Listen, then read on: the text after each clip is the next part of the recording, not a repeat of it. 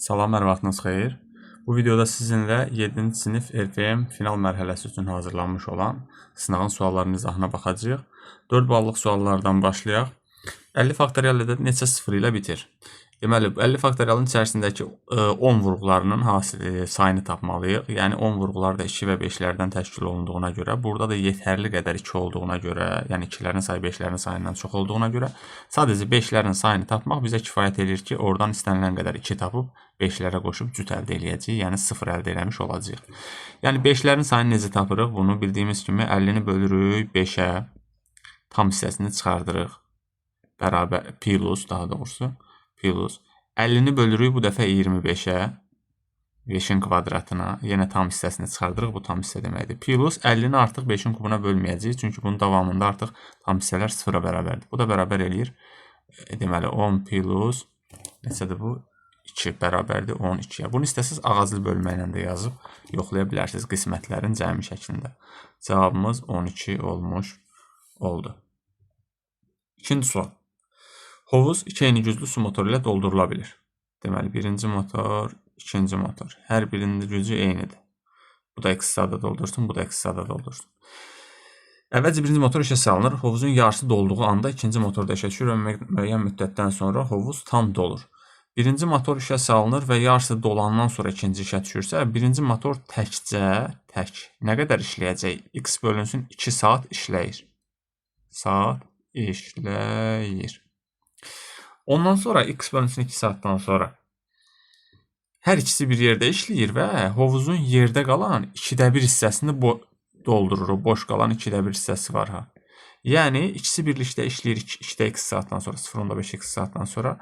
Hər biri x-də 1 hissəsini doldurur axı. Onda 1 saata x-də 1 plus x-də 1 hissəsini doldurarlar. Bunu da vursaq bir dənə t saata 2. Görək yerdə qalan o 2/1 hissəni nə qədər vaxtda doldurarlar. Bu da bərabər 2/1. Eləyər x-da 2t bərabərdir 2/1. Buradan da bizə nə lazımdır? X lazımdır da saatları toplamaq üçün. Yox, t lazımdır. T-ni tapsaq 4t, x bərabər, t bərabər daha doğrusu 4də x. Aha. Deməli, ayrıca birinci motor x-də 2x saat işləmişdi. Sonra birinci və ikinci bir yerdə nə qədər işləyəcək? 4də x saat. Bunların cəmi də bizə şərt əsasən 9 verir. Yəni 2də x plus 4də x bərabərdir 9-a. Buradan x bərabərdir 3x bölünsün, deməli 4-ə, 4, 12-yə. X bərabərdir 12. X 12-dir. Görək nəyi soruşur? Diqqətli olmaq lazımdır bu tip suallarda. Bütün prosesin cəmi 9 saat ərzində baş verdiyi məlumdursa, bu iki motor birlikdə boş hovuzu neçə saata doldurar? Təkcə biri 12 saata doldurursa və gücləri eynidir deyə, ikisi birlikdə 12 bölünsün 2 saata, yəni 6 saata doldurmuş olacaq. Cavabxanasının altını qeyd elədik. Ədədinin tam kvadrat olub, tam kub olmayan natural bölənlərinin sayını tapın. Tam kvadrat olsun deyir. Bax, nə olsun? Tam kvadrat olsun. Onda bunun tam kvadrat olan vurğularına baxaq. O bölənlər içərisindən tam kvadrat olanlara. Nağd 2 üstü 0-ımız tam kvadratdır. 2 üstü 1 tam kvadrat deyil, 2 üstü 2 tam kvadrat. Eyni şəkildə 3 üstü 5-dən 3 üstü 0 tam kvadrat, 3 üstü 2, 3 üstü 4. Sonra 5-ə baxsaq 5 üstü 0, 5 üstü 2, 5 üstü 4, bir də 5 üstü 6 da var burada. 7-yə baxsaq 7 üstü 0, 7 üstü neçə olur bu? 2. Yaxşı, neçə hal var burada? Bax, 2 hal. Kombinasiyaların sayı 3 hal buradan. Deməli, 4 hal buradan. 2 hal da buradan. Ümumi kombinasiyaların sayı eləyir 12, 48. 48 hal. Bu hal nədir? Tam kvadrat olanlar. Axı, bunun içərisində tam kub olanlar da var. Onu tapıb çıxmaq lazımdır. Tam kub olanları necə tapaq? Tam kub olanlar əslində buradan asan çıxır. Çünki sadəcə vurğular içərisində bir dənə tam kub var. Digərlərində tam kub yoxdur deyə, yəni kombinasiyaya girmədən birbaşa məntiqlə tapmaq olar. Necə tapmaq olar? Bunun içində o tam kvadratların içərisində, saydıqlarımızın içərisində tam kub olanlar elə bu vurğulardır. 1 vur, 1 vur, 1 vur, 1. O eləyir 1 tam kubdur. Yəni bir dənəsini çıxacam 48-dən ona görə. Sonra başqa hal varmı görək? Başqa hal varmı? 5 üstü 6-nın özü də tam kubdur axı.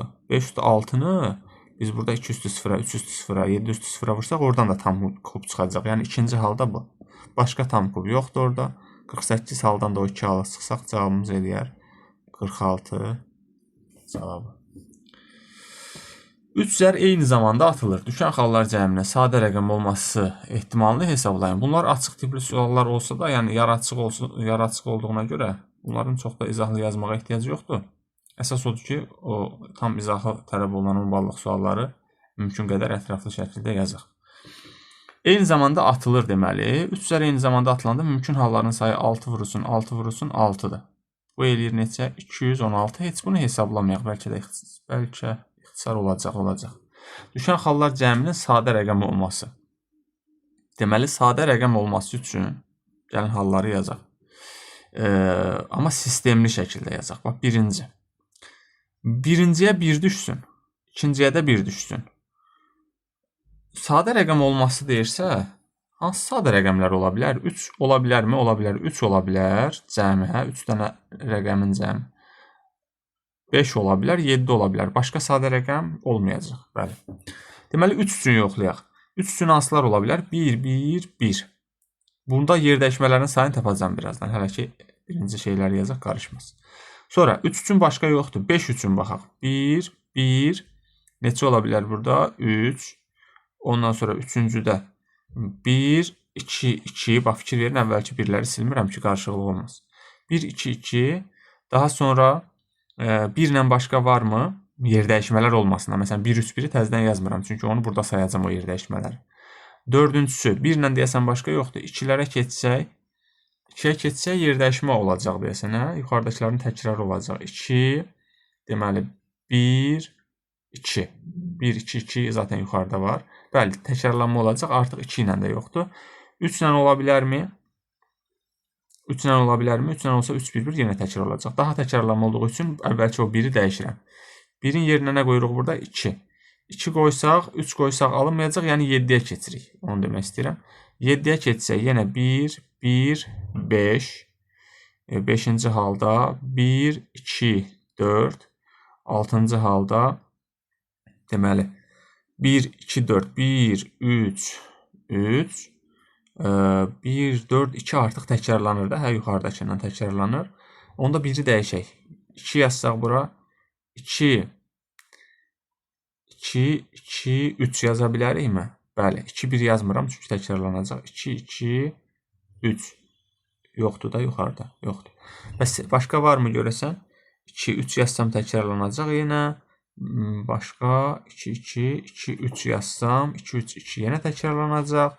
2, 4 yazsam 1, 2, 4 təkrarlanacaq. Nəysə, bundan sonra təkrarlanır. Görürük ki, indi kombinasiyaları sayaq. 1, 1, 1-in yer dəyişmələrinin sayı bildik ki, 3 faktorial bölünsün 3 faktorialdır. Yəni, yer dəyişsəkdə əhəmiyyəti yoxdur. Buradan 1 hal çıxır. Sonra 1, 1, 3-ün yer dəyişmələrinin sayı necə tapılırdı? 3 faktorial bölünsün. İstəsə saya da bilərsiniz onu.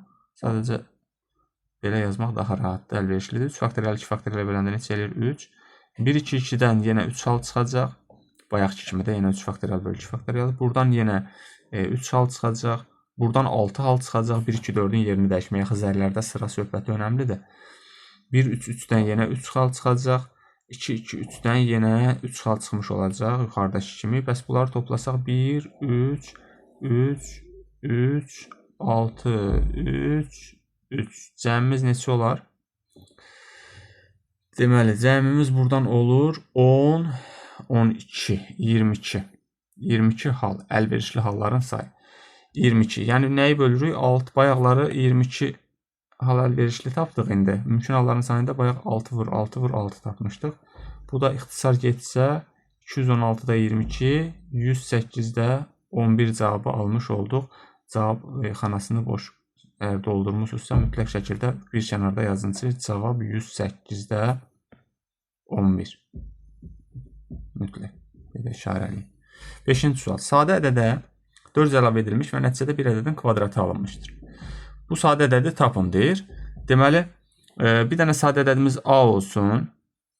Buna 400 əlavə eləyək. Bərabər olsun bir ədədin kvadratı. B-nin kvadratı. B sadə ədədə 400 əlavə edilmiş. A-ya deməli 400. A sadə ədəddir.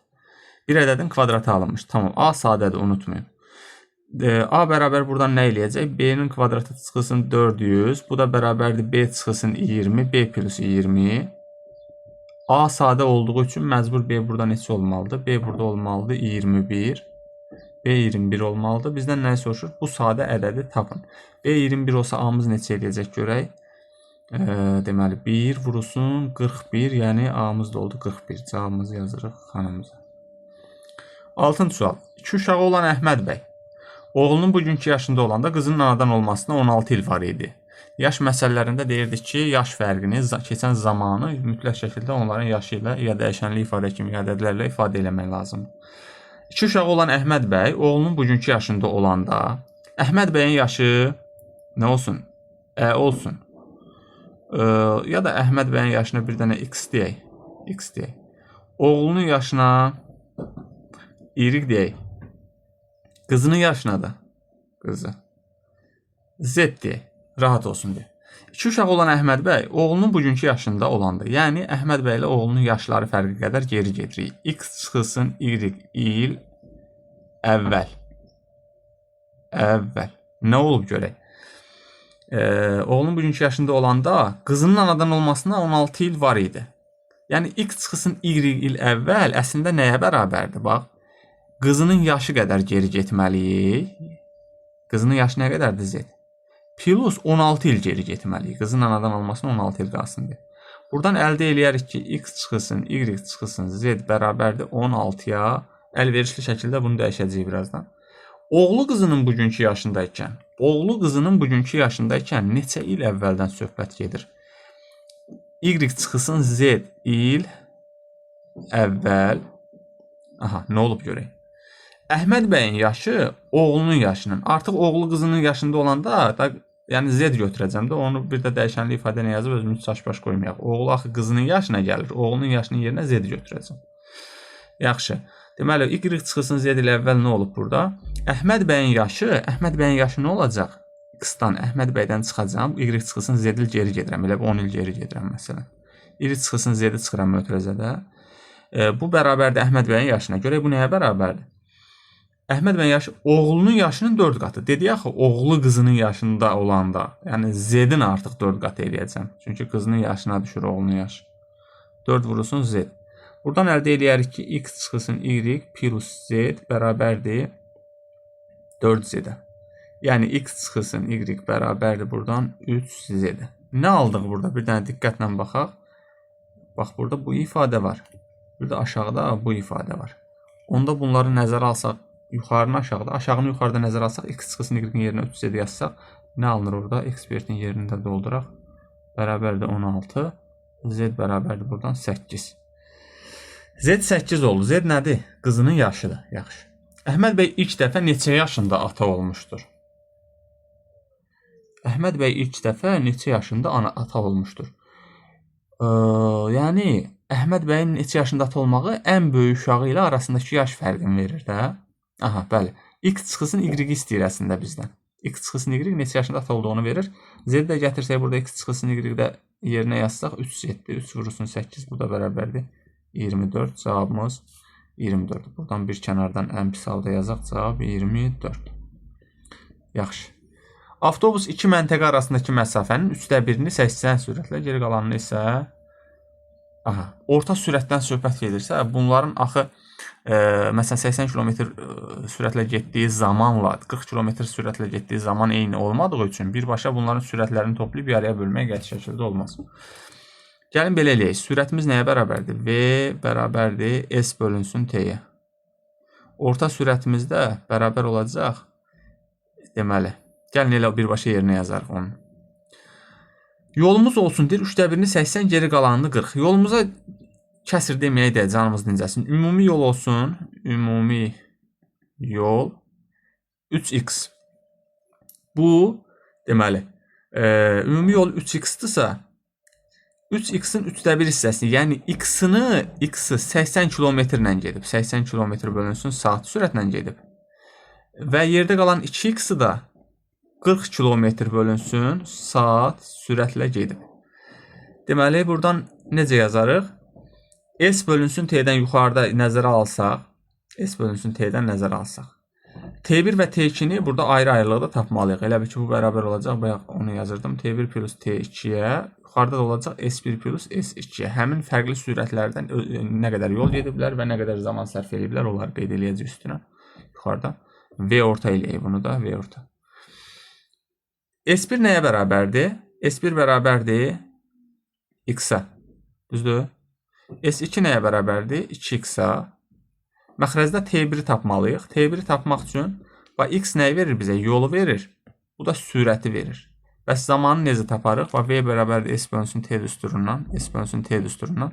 T bərabərdir S bölünsün V-də axı. T bərabər S bölünsün V. Onda buradan birinci T1-imiz nəyə bərabər olacaq? T1-imiz bərabər olacaq S bölünsün V. Yəni X bölünsün 80-ə. V1-imiz T2-miz nəyə bərabər olacaq? T2-miz bərabər olacaq sağda yazdığım 2X bölünsün 40-a. Elə olur. S bərabər, T bərabərdir S bölünsün V. 2X bölünsün 40 düzdür. 2X bölünsün 40. Bunu da sadələşdirək. X bölünsün 20. Gətirsək yerinə yazsaq. T1-in yerinə yazdırıq 80-də X. Plus T2-nin yerinə yazdırıq 20-də X. Bərabərdir. Bu eləyir 3X bölünsün. Bunu biraz qısa yazmağa çalışaq. 80-də 5X eləyir də səhv eləmədimsə. 5X. Bu da bərabərdir. 3X vurulsun 80 bölünsün 5X-a. Bu da bərabərdir. 48 eləyir deyəsən. 48 cavabı əldə eləmiş olduq. Cavab 48 nəysə siz burada qeyd edin ki, cavab 48-dir. Keçdik 6 ballıq suallarımıza. Dörəgəmli palindrom ədədlərin cəmini tapın. Dörəgəmli palindrom ədədlərin cəmini tapın. Palindrom ədədlər hansı ədədlərə deyilir?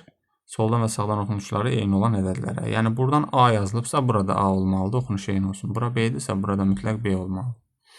Yaxşı.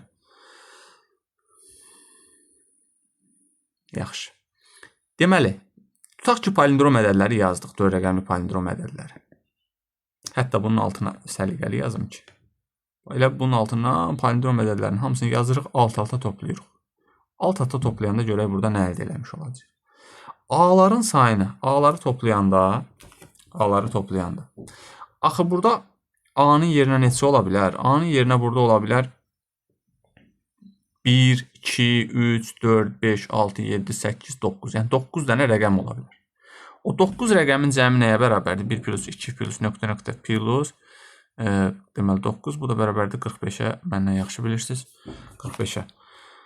45-ə. Görəsən burada A-nın yerində o A-nın cəmləri 45 olanda neçə dənə ədəd var ki, mən 45-i həmin ədədə vurum? Neçə fərqli ədəd var burada görəsən? Onu tapmaq üçün də biz B-lərə baxırıq. B-lərə baxırıq. Sonu A ilə bitən elə bil ədədlərin sayını tapmaq üçün B-lərin sayına baxırıq. Neçə dənə B var burada uşaqlar? B-nin yerinə neçə dənə qiymət yazmaq olar? B-nin yerinə burada yazmaq olar. 0 ola bilər, 1 ola bilər, 10 rəqəm yaza bilərik də B-nin yerinə, düz deyil? 0 da yaza bilərik, əla. Onda A-ların ala biləcəyi cəmi qiymət nə olacaq? Cəm A bərabərdir. Nəyə? A-nın yerində yazdığımız o ədədlər cəmləri 45 eləyir axı. B-lərə nəzərən 10 dəfə təkrarlanacaq. Yaxşı, məsələn, burada A ədədi olanda, burada B-nin yerinə 10 müxtəlif halı ola bilər axı. Yəni A ədədi 10 dəfə təkrarlanır. Deməli, buraya yazdığımız 1 də 10 dəfə təkrarlanacaq, 2 dəfə 10 dəfə təkrarlanacaq. Nəhayət, bunların cəmi də 10 dəfə təkrarlanmış olacaq. Yəni, burada təkliklər mərtəbəsindəki ədədlərin cəmi nə olacaq? 45 vurulsun 10, 450 eləmiş olur. 450. Təkliyi yazırıq bura. 0 yazaq, 45 yadda. Sonra B-lərə nəzərən indi keçirik. B-yə baxırıq, B-lərin cəminə. Amma A-ya nəzərən baxırıq. Cəm B-ni tapırıq indi. Cəm B bərabərdir. A neçə müxtəlif qiymət ala bilər dedik? 9 müxtəlif qiymət ala bilər. Çünki əvvəli 0-dan başlaya bilmir. 9-u vururam. Bu dəfə yenə B-nin yerinə hansı ədədləri yaza bilərəm? 0, 1, 2, 3, 4, 5, 6, 7, 8, 9. Yəni 0 təsir eləmir onsuz da yenə də cəm 45 olur. Bu dəfə də 45-i nəyə vuracam? Diqqətli olaq. Bu dəfə 45-i A-nın yerinə 9 rəqəm yaza bilirdim axı. A-nın yerinə 9 rəqəm yaza bilirəmsə B-lər üçün hər biri 9 dəfə təkrarlanır. 45-i 9-a vuranda 360, 45, 405. Bu ilədir 405. Yəni B-nin yerinə yazdığım ədədlər hər biri 405 dəfə təkrarlanır. Onda B-lərin cəmi bundan sonrası qısadır. B-lərin cəmi 405 olacaq uşaqlar. Buradakı onluqlar mərtəbəsinin cəmi 405 olacaq. 405 əvvəldə də 45 yadda idi. 450. Yəni 0 yazaq yenə 45 yadda.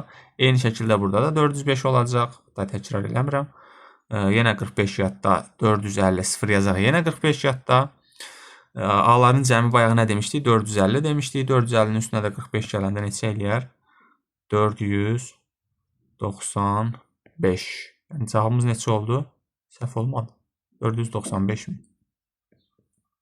Maraqlı sualdır. 9-cu sual. Addımlarının ölçüləri və hərəkət sürətləri eyni olan Rüstəm və İslam bir nöqtədən eyni istiqamətdə hərəkətə başlayırlar. Rüstəm 9 addım irəli, sonra 3 addım geri gedir. Rüstəm nə edir? Rüstəm deməli 9 addım irəli, 9 irəli, 3 geri gedir. 3 geri gedir. Yəni bir dövrdə 6 addım irəli getmiş olur. İslam isə 6 addım irəli, 6 addım irəli, 3 addım yenə geri gedir. Bu da bərabər eləyəcək neçəyə? 3 addım. Bir dövrdə 3 addım irəli gedir. Bütün yol boyu onlar arasındakı məsafə ən çox neçə ola bilər? Heç buna əslində ehtiyac yoxdur burada. İzahlı olsaydı dəyişənli ifadə ilə yazıb göstərmək olardı bərabərsizlik kimi. Amma burada elə yazıb rahat görmək olar. Rüstəm 9 addım irəli gedirsə, Rüstəm bu olsun, İslam bu. Rüstəm 1 addım irəli gedəcək, 2 addım, 3 addım, 4, 5, 6, 7, 8, 9, 10, 11, 12, 13, 14. Bunlara ehtiyac yoxdur. İslam 14'ü çox getdim mən. Niyə ora qədər saydım? Axı bu 9-dan sonra geri gedir. 3 addım geri. Təzədən 8, 7, 6, sonra təzədən irəli 7, 8, 9, 10, 11 və s. 15-də dayanacaqdır. İslam nə edir burada? İslam 6 addım irəli gedir. 1, 2, 3, 4, 5, 6, 7. Təzədən 3 addım geri gedir. 5, 4, 3. Təzədən yenə 6 addım irəli gedir. Neçə olacaq bu? 9-a qədər davam edəcək. 4, 5, 6, 7, 8, 9. Fikir verin. Dövr başlanır təzədən. Yaxşı. Baxırıq burada ən böyük aradakı fərq. Ən böyük aradakı fərq neçə eləyər? 9 ilə 3. 9 ilə 13 bəli. Bundan sonrası davamlı yazmağa ehtiyac yoxdur. Yazıb görə bilərsiniz. Təkrarlanma nə olacaq? 6 olacaq. Cavabımız 6. Təkrarlanma deyəndə yəni ən böyük fərq 6 olur. 10-cu sual. Verilmiş tənliyin tam həllər cütünün sayını tapın. Burada bilirik ki, tam həllər cütünün sayını tapanda, ümumiyyətlə cütlərin, üçlülərin sayını tapanda mütləq vurğulara ayırmaq lazımdır. Vurğulara gəlin ayıraq. Hər tərəfi buradan 3-ə vuraq ki, kəsirdən canımız dincəlsin. 3x, y, plus. Bacardığımız qədər səliqəli yazaq. Ki, bu suallar biraz çaşdırır. Plus y bərabərdir 1998 vurulsun 3. Bunu hələ ki hesablamıram. Amma məncə hesablamalıyam. 2000 3-ə vuranda eləyir 6000. 5994. 6 əski eləyir də. Aha. Buradan indi vurğulara ayıraq. Vurğulara ayırsaq 3x-i mötərizə xaricinə çıxardaq. 3x-i istəsəz y-i də çıxartmaq olar. Fərqi yoxdur. 3x-i çıxartsaz buradan y plus 1. Amma bu rahatdır. Plus y bərabərdir 5994. Burada y plus 1 yaratmalıyıq. 3x vurulsun. Hər tərəfə ona görə 1 gələcəm. Y plus 1 bərabərdir. Bu tərəfə də 1 gəlsəm 5995. Y plus 1-ləri mötərizə xaricinə çıxarsaq, burada mənfi ola bilər. Diqqətli olun. Mötərizədə yazın, ondan sonra çıxardım. Y plus 1 ümumiyyətlə açıq suallarda izahları yazarkən çalışdığınız qədər səliqəli yazın ki, həm qarşı tərəf sizi rahat başa düşsün, anlasın. Həm də özünüz səhv yazanda qayıdıb səhvinizi tapa biləsiniz. Yaxşı, yerinizdə məhduddur, onu nəzərə almalısınız. Buradan vurğulara ayırsaq 5995-i. 5995 3-ə bölünürmü? 18, 28 bölünmür. 5-ə böləndə bunu neçə eləyir görəsən? 5-ə böləndə bu tərəfdə bölək. 5995 bölünsün 5. 1195 eləyəcək deyəsən. Birini yenə bölək. 1199 daha doğrusu. 5-ə böləndə 1. 6000-i böləndə 1200. 1199 eləyəcək. Deməli 5, 9, 1, 5, 4, 9, 9, 45, 4, 45, 1199 eləyir. 1199. Bu bərabərdir 5 vurulsun 1199. Sonra nə var? 1199'un özü nəyəsə bölünməlidir. 11'ə bölünür. 11'dən əvvəl nəyəsə bölünmür. 7'yə bölən 4, 49. Yox, bölünmədi. 7'yə böləndə bölünmədi, 11'ə bölünəcək. 11'ə bölünəndə bu bərabər olacaq 5 vurulsun, 11 vurulsun. Bir dəfə 0, 1, 101. Dəqiq belə eləyir. 1100, bəli. Bir dəqiqə dəqiq bölək. 11'ə böləndə sonra hesab səhvi olmaz. 11'ə böləndə bir dəfə 11, 09, 09, 109 eləyirmiş. Görsən. 109. Yaxşı, 109 da sadə ədəddir də ondan tərəfə getmirik. 3 vuruq aldıq. Burada indi önəmli olan nədir? Verilmiş tənliyin qaydını yenə oxuyun. Verilmiş tənliyin tam əllər cütünün sayını tapın. Tam əllər cütünün sayını tapmaq üçün burada tam dediyinə görə y plus 1 fikir verin burada. Elə bil y plus 1'ə nə versəz qəbuludur. Yaxşı, oradan tam qiymət çıxacaq. Sadəcə burada x-i qane eləmək lazımdır. X-i necə qane eləmək lazımdır? Bu vuruqlar içərisindən. 3x plus 1'ə başlayaq qiymətlər verək. Yenə dediyim kimi, bura qiymət verəcək. Yerdə qalan artığımız nəyimiz var? Verəcək y plus 1'ə y plus 1 qane olacaq. Yəni y tam olacaq o mənada. 3x plus 1'ə başlayaq qiymət verməyə. 3x plus 1'ə 5 verə bilərəm. 1 sayıram. 11 verə bilərəm. 109 verə bilərəm. Eyni şəkildə hələ ki müsbətlərin yazaq bəlkə. Müsbətlərin yazaq, mənfilərə sonra baxarıq. Ya da bir yerdə yazaq. Bir yerdə yazaq, elə rahat olsun. Mənfi 5 versək, mənfi 11 versək, mənfi 109 versək. Sonra keçdik 3x plus 1'ə indi ikili vuruqlar şəklində göstərsək. 5 vurulsun 11 versək, yəni 55 versək, 55. Sonra 5 vurulsun 109 versək, 545.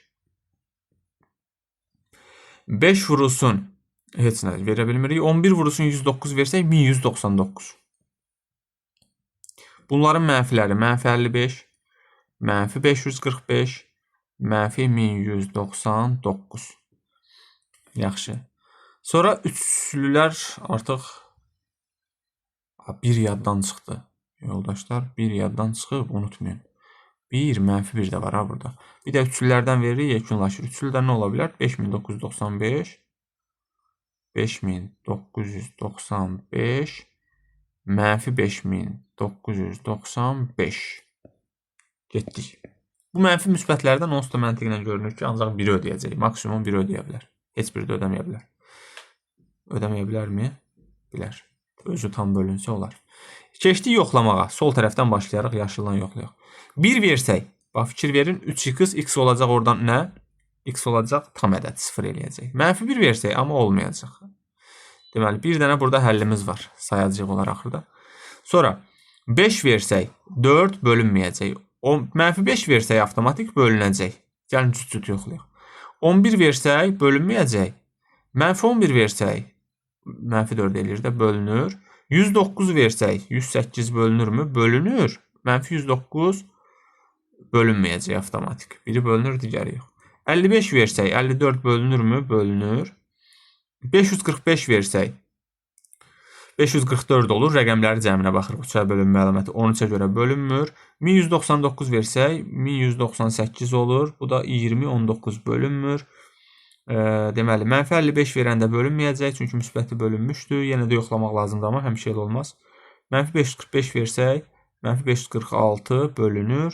Yuxarıda bölünmürdü zaten. 1199 versək bu yəqin ki bölünəcək. 1200 bölünür. Sonra sağ tərəfdəki ilə yekunlaşdıraq. Bunun rəqəmləri cəmi neçə eləyir?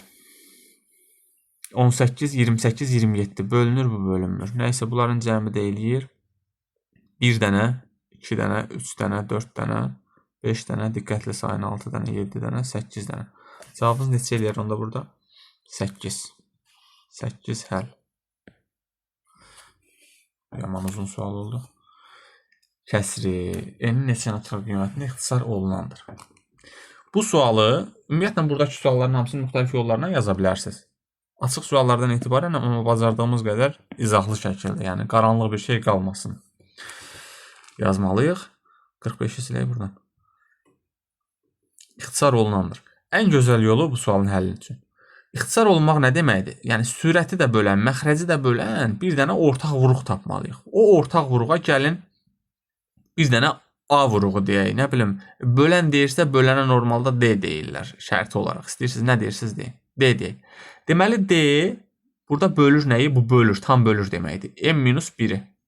D eyni şəkildə bölür. Həmin ixtisar eləməli istədiyimiz şeydə D-lərin sayını axtarırıq. D eyni şəkildə burada bölür. N kvadrat çıxsın 8n plus 8-i. Bir dənə nümunə verin burada. Məsələn 2 8-i bölür də tam bölür. 2 10-u da tam bölür. 2 bunların fərqini də tam böləcək. Cəmini də tam böləcək. Hətta məsələn 2 burada nəyi də böləcək? 2 böləcək burada 3 vurulsun 8 plus özümdən atıram 3-ü. Plus 5 vurulsun 10-u da tam böləcək.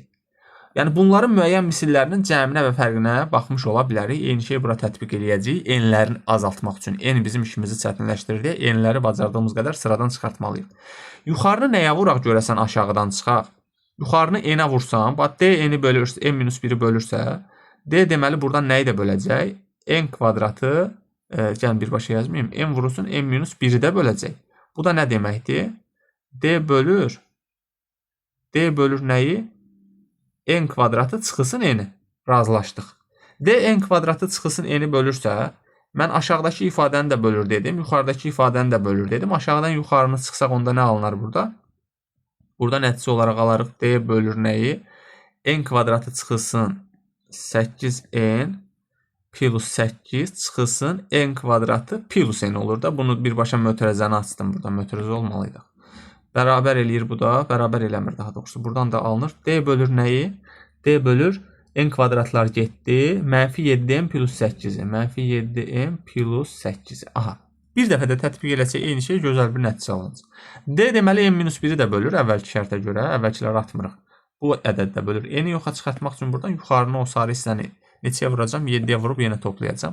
Buradan da belə çıxır ki, D bölür nəyi?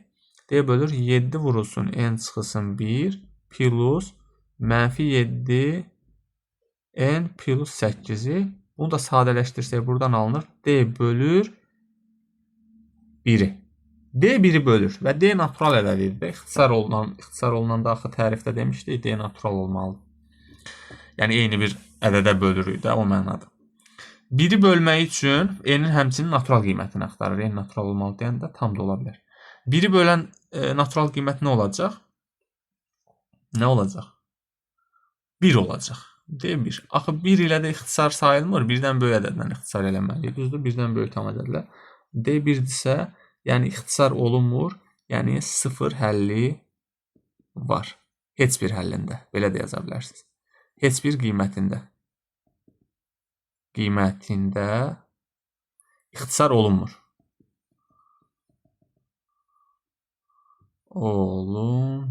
Xülasə.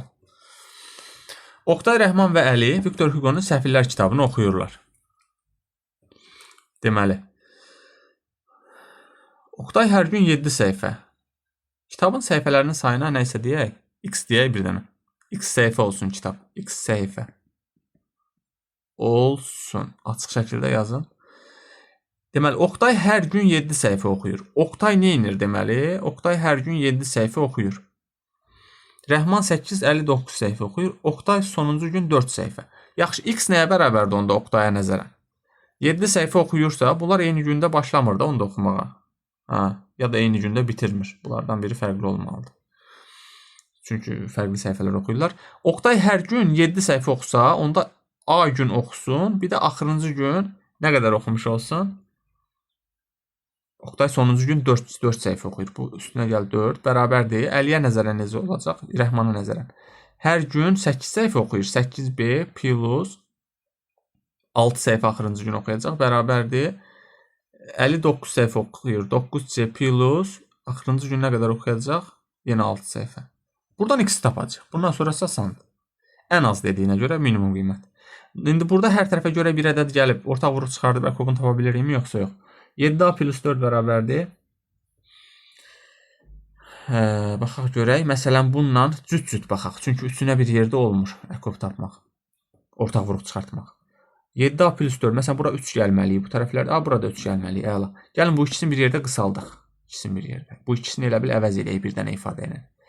Az əvəz eləmək üçün hər tərəfə nə gəlməliyəm? 3 gəlməliyəm də. Burada 3 gəlsəm, burada 3 gəlsəm, 3, burada 3 gəlsəm, nə əldə eləmiş olaram? X plus 3 bərabərdir. 7 vurulsun A plus 1, birbaşa yazaq. Bərabərdir 8B plus 9 bərabərdir 9 vurulsun A plus C plus 1. C plus 1. A, B, C onsuz da deyəsən bizə maraqlı deyil burada. Hə, maraqlı deyil. Deməli bu x plus 3 ədədi 7-yə də bölünür, 9-a da bölünür. Nə deməkdir 7-yə və 9-a bölünməyi? O deməkdir ki, bu ədəd 63-ə bölünür. Yəni x plus 3-ə nə yaza bilərəm burada? Bərabərdir 63k, o ikisini birləşdirdim. Bərabərdir 8b plus 9. Birindən canımız dincəldi. İndi eyni şeyi tətbiq eləməliyik bura, ortaq vuruq çıxarda bilək. Baxırıq ki, bu 63k zaten ortaq vuruğa ehtiyacı yoxdur. Ona görə hər tərəfə elə ədəd gəlməliyik ki, 63k'nın bu rahatlığını pozmayaq. Yəni 63-cün misillərin gəlməliyik ki, ortaq vuruq çıxsın orada. Hər tərəfə 63 gəlsəm görəsən düzələr. Burada nə eləyər? 8b plus 72. 8b plus 72 eləyirəm. Ödənir. 8b plus 72. Hər tərəfə 63 gəlsəm burada nə olacaq? X plus 66 bərabərdir. Onu da bayaq kimi yazmaq lazımdır. O pluslarla aydın olsun. Bərabərdir 63 vurulsun. Neçədir burada? K plus 1 bərabərdir 8 vurulsun 63 yazsam. Buranı qısa yazmayın qəti şəkildə. 8 vurulsun deməli 63 gəlsək 72 B plus neçə eləyir burada? 9 eləyir də. 9. Aha. İndi burada nə edirik? Baxırıq ki, bu ədəd x plus 66 ədədi həm 63-ə bölünür, həm də 8-ə. Yəni neçəyə bölünür? 48, 480, 504 eləyir. 480, 504. 504 T yazaq buna. Ən az dediyinə görə və 3 rəqəmli, 2 rəqəmli şərti filan qoymadığına görə 4 rəqəmli filan bunun misillərinə baxardıq yoxsa. T-yə 1 versək x plus 66 bərabərdir 504. X bərabərdir buradan. Neçə eləyər? 438. X 438. Cavabı tərs yerə yazıram. 38. Keçdik növbəti suala. Cəmli hesablayın. Teleskopik cəmlərdə mütləq şəkildə izahlı yazmağınız məsləhətdir. Digərlərində olduğu kimi. İzahlı deyəndə yəni dəyişənli ifadə ilə yazıb ümumi halını araşdırıb onu ümumi misalımıza tətbiq eləməkdir. Burada misalımızda nə deyir? Burada misalımızda deyir ki, n kvadratı, bax fikir verin, n-in yerinə 1 versəm, bu da eləyir n plus 1-in kvadratı. Yuxarıda nə var görün? N plus 2-dir də. Elədir. 1 verəndə bax fikir verin bu alınır. 2 verəndə bu alınır. 3 verəndə bu alınır. Şərtimizi ödəyir. Bərabərdir. Gəlin indi bunu parçalamağa çalışaq. Burada yazırsınız ümumi halı. Hər bir həddin ümumi halı. Ümumi şəkli. Hər bir həddin ümumi şəkli. N plus 2. Bunu parçalamaq üçün birinci aşağını açaq. Açaq mı? Açaq. N kvadratı vurulsun. N kvadratı plus 2N plus 1. Yuxarını səhv yazdım. Hemen. N plus 1 olmur. 2N plus 1 olur. Çünki 5-də ödənmirək. 2N plus 1 olmalıdır. N-ə 1 verəndə sürətlər də alınsın. 2 verəndə, N-ə qiymətlər verəndə. Yuxarıda olur 2N plus 1. Buradan gördüm onu əslində. Bu bərabərdir. Onu parçalamalıyıq axı indi. Bax, onu görürük ki, bunu parçalamaq üçün n kvadratında 1-dən n kvadratı plus 2n plus 1-də 1-i çıxmaq kifayət edir. Niyə? Çünki bax, həqiqətən də bu kəsirdən bunu çıxanda sürətdə bununla bunu çıxırıq axı. Yerdə sürətdə qalır 2n plus 1. Qabağa hansısa kəsiri filan ədədi və ya ifadəni çıxartmağa ehtiyac yox. Yəni, buradan belə qənaətə gəlirik ki, n-in yerinə 1 verəndə nə alınacaq burada? Burada nə alınacaq? Yuxarıda. Yəni, bunu 1-in kvadratı çıxısın 2-nin kvadratı şəklində yaza bilərik də, o deməkdir. Bu n kvadratı plus 2n plus 1 şey deməkdir də. Bu n plus 1-in kvadratı deməkdir. Çaşdırmasın siz kvadratı demək. 1 verəndə burada 1-də 1 çıxılsın. Neçə eləyir burada? 4-də 1. Sonra 2 verəndə neçə eləyəcək? 2 verəndə 4-də 1 çıxılsın. Neçə eləyir bu? 9-da 1. Sonra 3 verəndə, axıra qədər yazmayacağım. 3 verəndə 9-da 1 çıxılsın. 16-da 1. Bu şəkildə davam eləyir. Nöqtə, nöqtə, nöqtə. Axırda da 9 verir. 9 verəndə eləyir burada. 81-də 1 çıxılsın 100-də 1. Buradan görürük ki, hamısını toplayanda nə olur? İslah ola gedir. 4-də 1-lər getdi, 9-da 1-lər. Bunlar hamısı getdi. Yerdə qalır 1 çıxılsın. Bunu ardıcıl yazsanız yaxşıdır siz.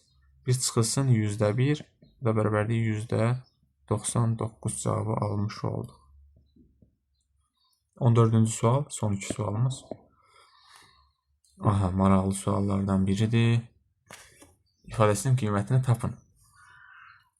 5-ci dərəcəyə gətirməliyik. Naq bunu görən kimi içimizdə bir istək yaranır ki, buranı kvadrata yüksəldik.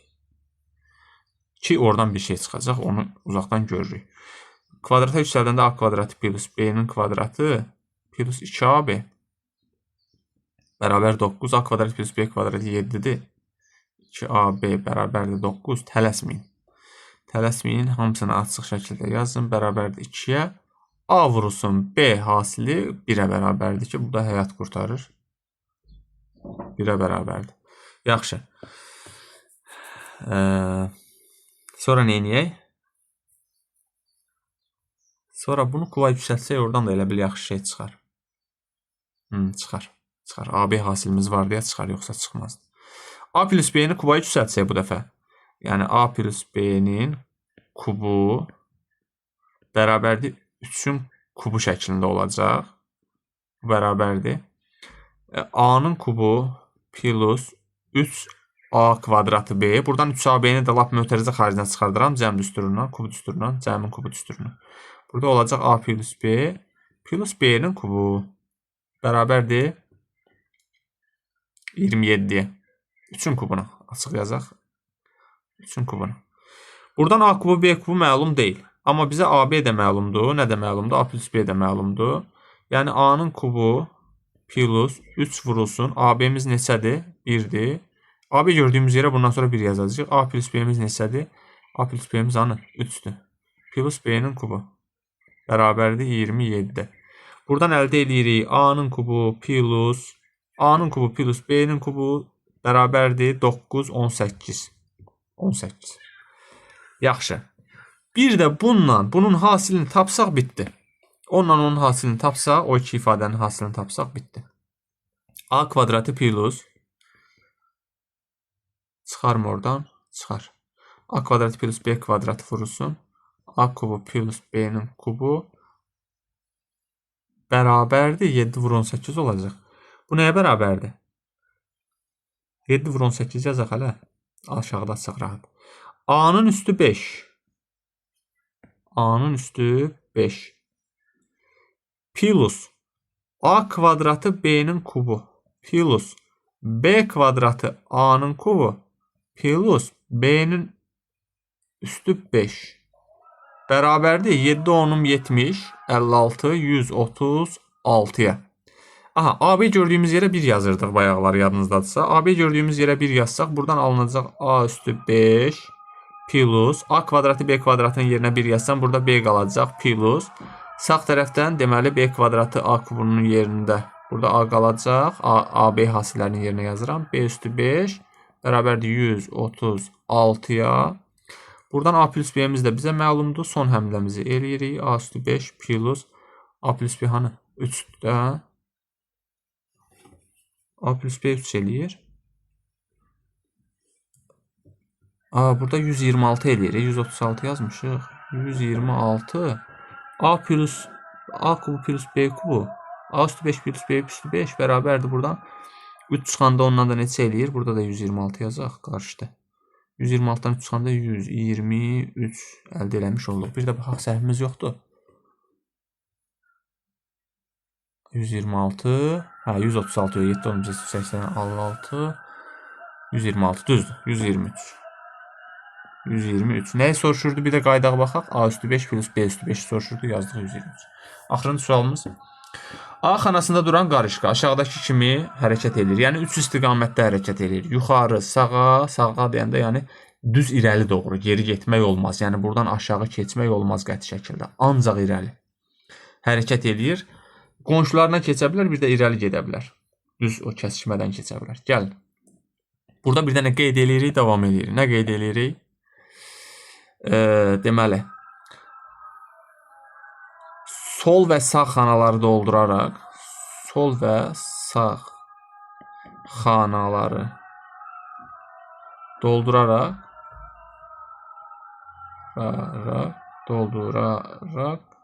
yəni öncəliklə əvvəl sol və sağ xanaları doldururuq, dolduraraq yazmayaq, doldururuq. İrəliyə doğru addımlayırıq, nəysə. Deməli, buradan sol və sağları doldururuq irəliyə doğru. Yəni ortanı axırda doldururuq o mənada. Axır deyəndə, yəni sol sağı doldurduqdan sonra ortanı doldururuq. Qonşuları müəyyən olsun deyə. A-dan sağ tərəfə neçə yolla keçmək olar? Bir yolla. A-dan bu tərəfə neçə yolla keçmək olar? Bir yolla. Bəs yuxarı neçə yolla keçmək olar? Yuxarı artıq buradan bir A-dan gedə bilərik, bir də qonşulardan gələ bilərik. Ona görə yəqin məqsəd bəlli oldu ki, sağ və sol doldurub sonra ortanı müəyyən eləmək lazımdır. Yəni neçə yol olacaq buradan da? 3 yolla olacaq bu şəkildə. Yenə 3-ün sağını və solunu doldurub sonra üstünü müəyyən eləyəcəyik. Yəni bunu yazmaqda məqsədimiz odur. Əsas məqamımız burada budur. Diqqət eləməli olduğumuz. Sonra sola doğru gedəyimi, sağa doğru mu? Məncə fərqi yoxdur. Sola doğru keçəndə bax bu hissəyə neçə yolla keçə bilərəm? Ancaq bir yolla. Qarışdırmayın. Bax buradan belə getmək olmaz. Ancaq belə getmək olar. Bu hissəsi də doludur. Bura bir yolla, yenə burada bir yolla, burada bir yol olur. Burada bir yol olur da. Çünki buradan bura keçmirik ki, zaten oranı yazmağa ehtiyac yoxdur. Bəs bura neçə yol olacaq? Bura olacaq bir yol olur da yenə də. Yox, bir olmur, 2 olur. Niyə 2 olur? Çünki buradan da gedə bilirik. Bax, buradan da gedə bilirik. 2 yolun. İndi sağı dolduraq. Bu hissəni dolduraq, ondan sonra buradan davam edəcəyik. Çünki bu təsir edir axı bura. Ora təsir edir. Sağ tərəfdə. Bura neçə yol olacaq? 3 yol, yox 4 yol. Bax, bir buradan belə keçə bilərəm. Bir də aşağıdan yuxarı belə keçə bilərəm. 4 yol. 4 yolsa onda bura 7 yol olacaq. Eyni şəkildə. Bax, buradan belə. Buranı çox qəlizləşdirmək olmaz. Mənim kimi çox ox çəkməyin. Səliqəli. 4, 7. Sağ tərəfə doğru neçə olacaq? Ancaq 4 ola bilər. 4 ola bilər. Çünki burada paralel getmiş oluruq. Ora getmək olmaz. Burada 4 olacaq avtomatik. Buralar bizim üçün maraqlı deyil. Zaten ora gedə bilmərik şərtə görə. Bura olacaq 8. Aha, orada dayanaq. Çünki bunlar təsir eləyəcək bura. 8. Yaxşı. Yaxşı. İndi getdik buradan davam eləməyə. 1, 2, 2, 1, 1, 2 neçə eləyəcək? 4 yol bura eləyir. Avtomatik bura neçə yol eləyəcək? 9 yol. 9 yol. 2, 7, 9. Düzmü elədik? Baxaq. 1, 1, 2, 1, 1, 2. Düzdür. Bəs buranı neçə eləyirik? Bax, fikrin ortanı axırda doldururuq. Oranı dolduranda eləyəcək 6, 15 yol. 15 yol. Bəs bura neçə yol olacaq? Ora eləyəcək 7, 9, 16 yol. 16 yol. Bəs bura neçə eləyəcək? 24 yol. 24 yol. Bəs bura neçə eləyər? Ora eləyər 15, 9, 16 neçə eləyir? 40 yol. 40 yol. Düz oldu? Düz oldu. 40 yol. B nəhayətində neçə olacaq? B bərabərdir 16 plus 24 plus 40 bərabərdir 80 yol. Cavabınızı da qeyd edirsiniz burada 80 yol.